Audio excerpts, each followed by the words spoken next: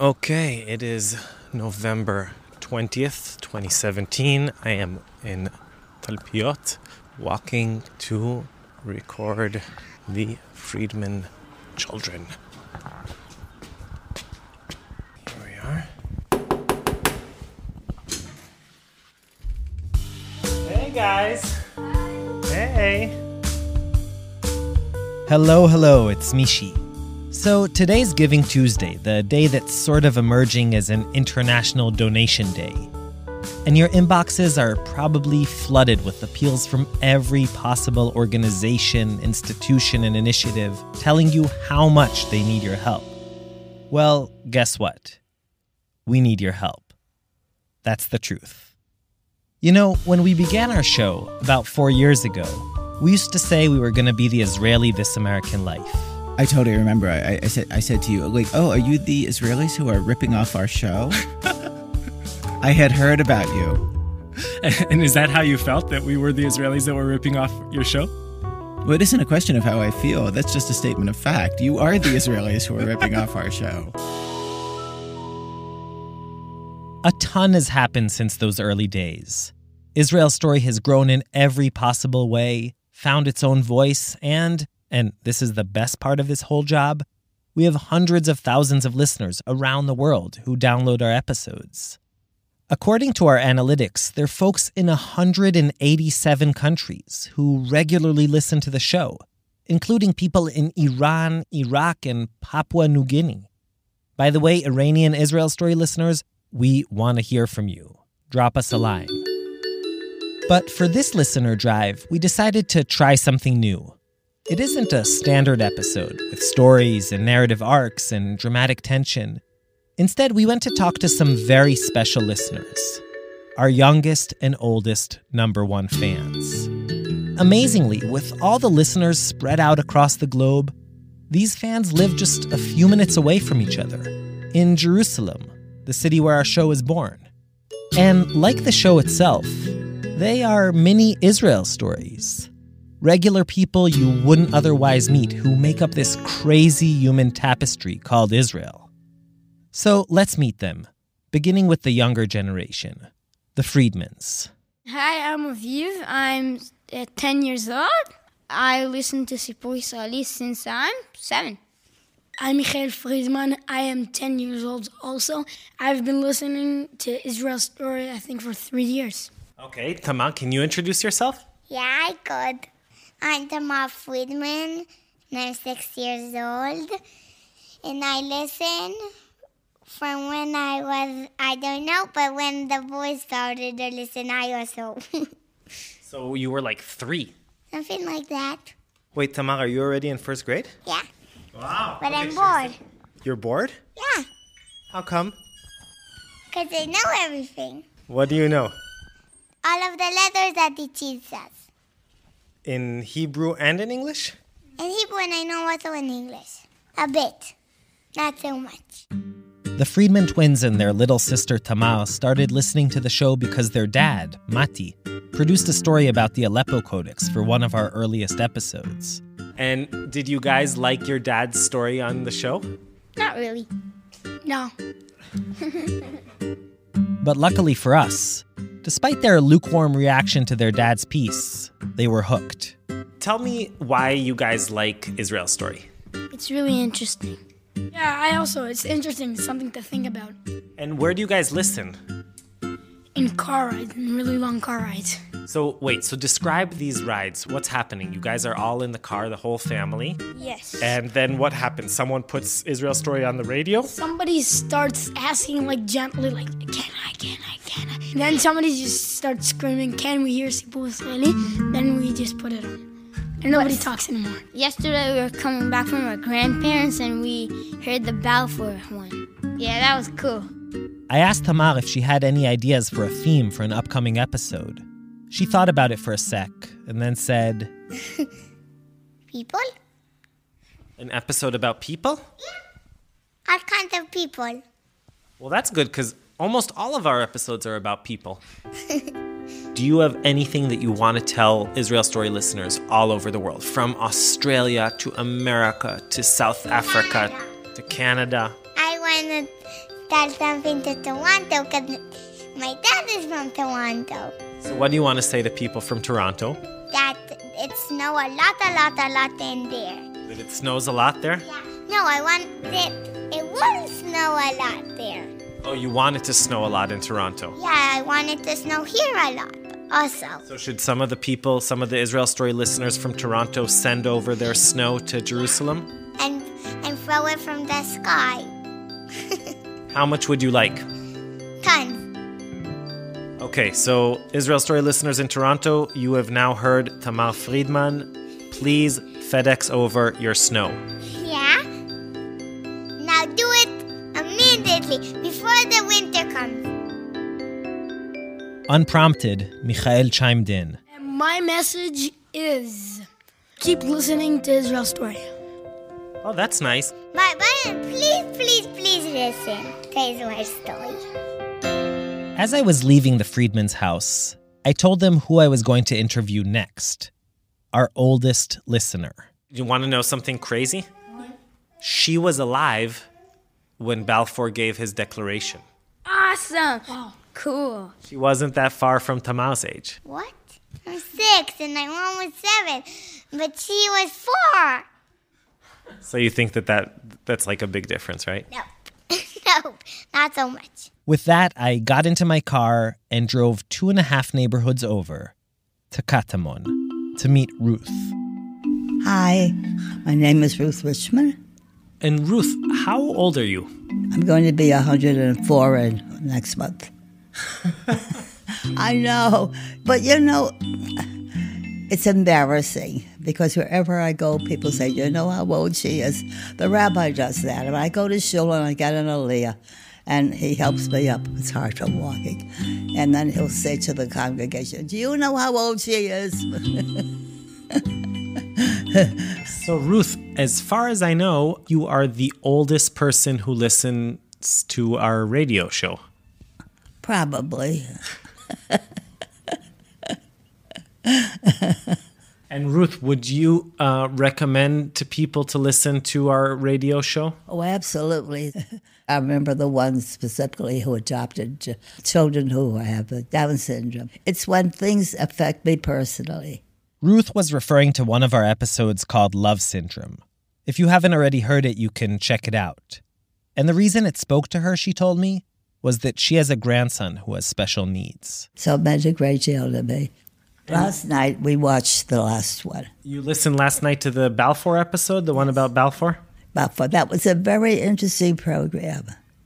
The only complaint I have is my hearing is bad. And when they speak very fast, I don't understand. I've been to 3 doctors lately, and they tell me there's nothing they can do. It's my age. So should we speak slower? Bad, if you don't mind.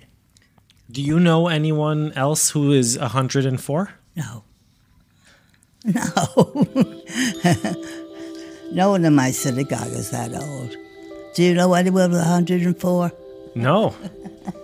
So, Ruth, what is it like to be 104 years old? Terrible. I didn't pick it, and people say to me, it's 126, and I said, no, thank you. You don't realize that you lose your abilities. I have hearing is bad. My eyesight is bad.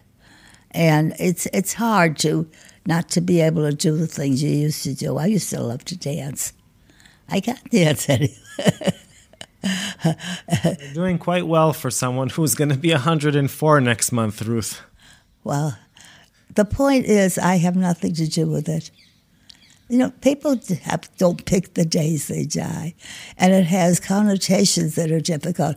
I have no one that I can speak to about my early days, so that it's harder than people realize, and it gets to be very lonesome.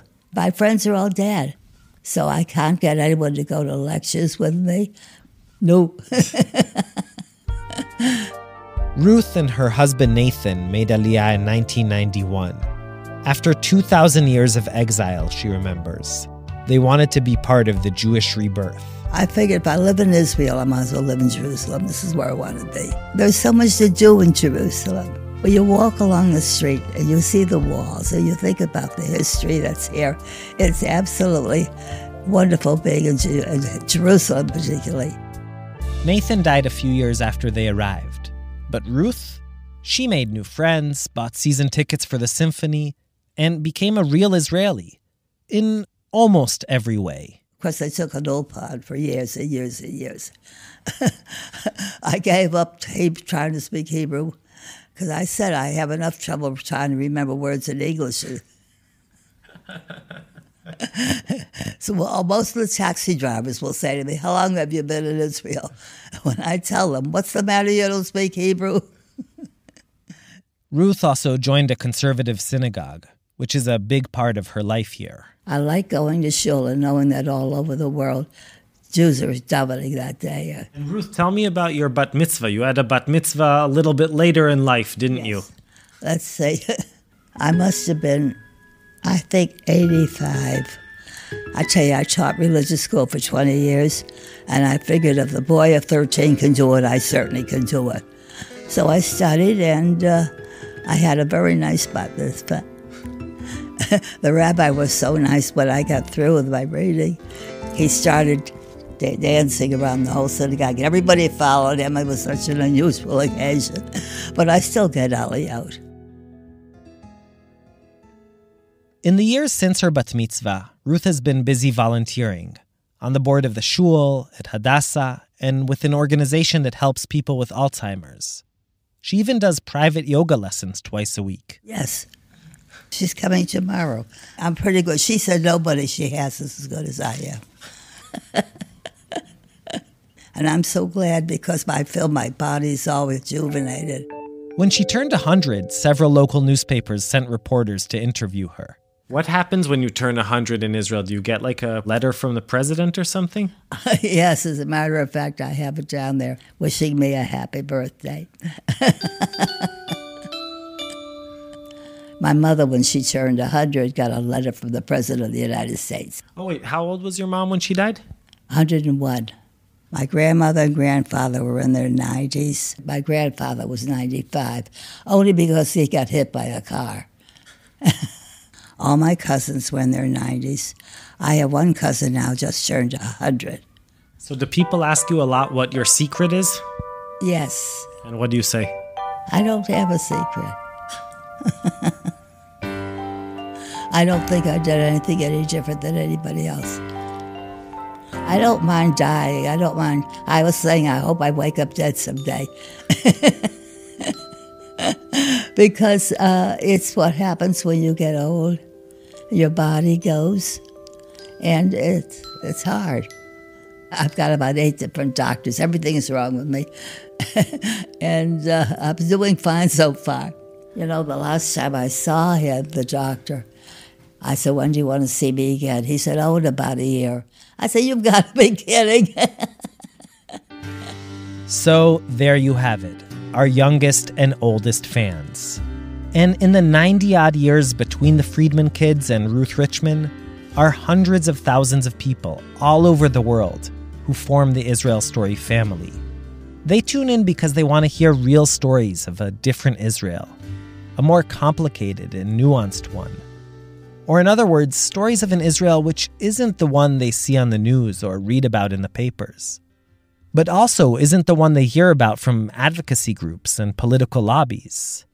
And that's good, because the Israel we try to explore is all about its people, about its diversity and complexity, a place that's simultaneously wondrous and messed up, that cracks you up one moment and brings you to tears the next, that's heartfelt and bizarre and interesting. So today, we ask you to help us to continue doing what we do. In fact, we're asking you to help us do a better job at what we do. And we really can't do this without your support. You might think I'm exaggerating, but believe me, and I say this after literally countless budget meetings, listener support is what makes this program possible. So if you enjoy the show and feel that it adds something to your life, please consider going to our site, israelstory.org, that's israelstory.org, and clicking on the red Donate button. It's that easy, and all donations are tax-deductible. Now, as Roman Mars often says, it really doesn't matter how much you give. Because the mere act of donating is like making a statement. It's like saying, I think that this matters, that Israel Story is something that should exist in this world. So if that's what you think, stop whatever you're doing, go to our site, it's mobile friendly, and donate. By becoming a supporter, and even more so a sustaining monthly supporter, you play a vital role in making Israel Story an ongoing reality. Our show is independent, so when you support Israel Story, you're supporting us, directly. People like you who care about Israel and care about storytelling are the reason that Israel Story exists. And we hope, with your help, to continue this magical storytelling journey of ours for many years to come. We'll be back in just a few weeks with the continuation of our regular season. So till then, toda rabba, thank you very much, and yalla bye.